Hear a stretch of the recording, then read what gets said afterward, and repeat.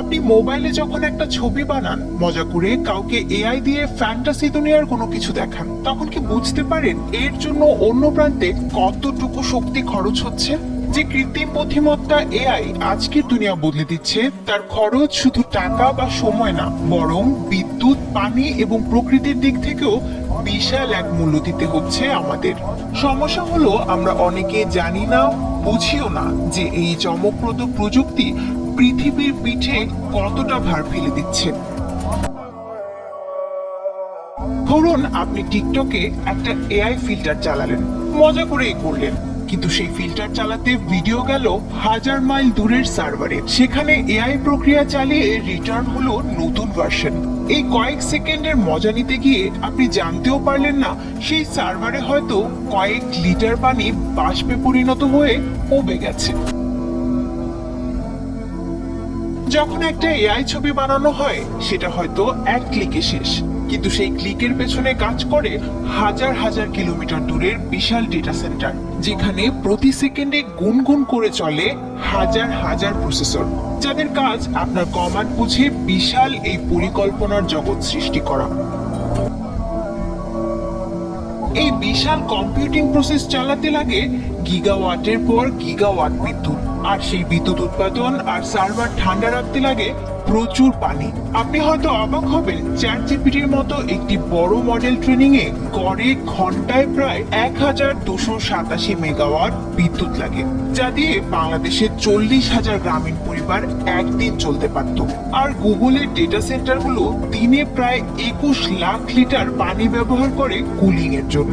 এটা প্রায় 4200 মানুষের একদিনের পানির সমান। পৃথিবীর 75% পানি হলেও তার সামান্যই সুপেয় পানি, সেটারও বেশিরভাগ বরফে বন্দী। সহজ কথায় পৃথিবীর মোট পানির মাত্র 0.5% আমাদের ব্যবহারের জন্য সহজলভ্য।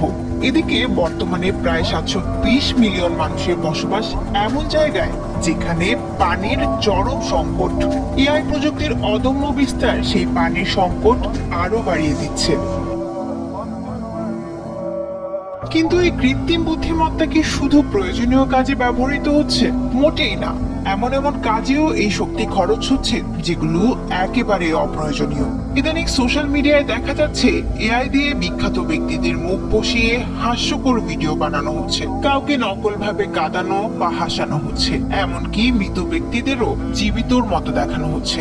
কেউ কেউ আবার প্রতিদিন মিড জার্নি বা ডেল ই ব্যবহার করে শুধু মজার জন্য 50 থেকে 60টা ছবি বানিয়ে ফেলছেন। কখনো ক্যাট সামুরাই, কখনো ডিজিটাল ঈদ জামা বানিয়ে সোশ্যাল মিডিয়ায় পোস্ট করছেন। বিজ্ঞানীদের সংখ্যা এই গতিতে চললে 2030 এর মধ্যে এআই হতে পারে পৃথিবীর অন্যতম বড় কার্বন ও পানি নিষ্কাশনকারী প্রযুক্তি। এআই ব্যবহারে পানির ব্যবহার 2027 সালের মধ্যে বছরে 6.6 বিলিয়ন ঘনমিটার ছাড়িয়ে যেতে পারে, যেটা ডেনমার্কের মতো একটি দেশের বার্ষিক পানি ব্যবহারেরও 4 থেকে 6 গুণ বেশি। তাহলে কি আমাদের পুরোপুরি এআই বাদ দিতে হবে? না, একেবারেই না, বরং প্রয়োজন বুদ্ধিমত্তার সঙ্গে এর ব্যবহার করা। দেশের বড় বড় টেক কোম্পানি যেমন hugging face, open AI, Google বা মাইক্রোসফট এখন ব্রেন এআই নিয়ে কাজ করছে, যার মূল লক্ষ্য পরিবেশ বান্ধব এআই মডেল তৈরি, সৌর বিদ্যুৎ ব্যবহার এবং স্বচ্ছ পানি ব্যবস্থাপনা। কিছু কোম্পানি পুরোপুরি সৌর বিদ্যুৎ বা বাতাস চালিত টারবাইনের মাধ্যমে তাদের সার্ভার চালানোর দিকে যাচ্ছে।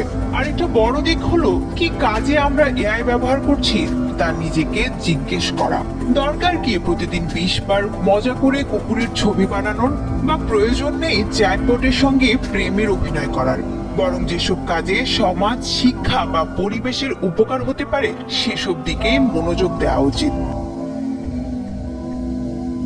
এআই দিয়ে কৃষকের জন্য আবহাওয়ার পূর্বাভাস দেওয়া, রাস্তার জ্যাম এড়ানোর জন্য ট্রাফিক ডেটা বিশ্লেষণ, কিংবা চিকিৎসকের হাতে দ্রুত রিপোর্ট পৌঁছে দেওয়ার মতো কাজে প্রযুক্তিকে ব্যবহার করাটাই হবে সবচেয়ে কার্যকরী ও বুদ্ধিমানের কাজ।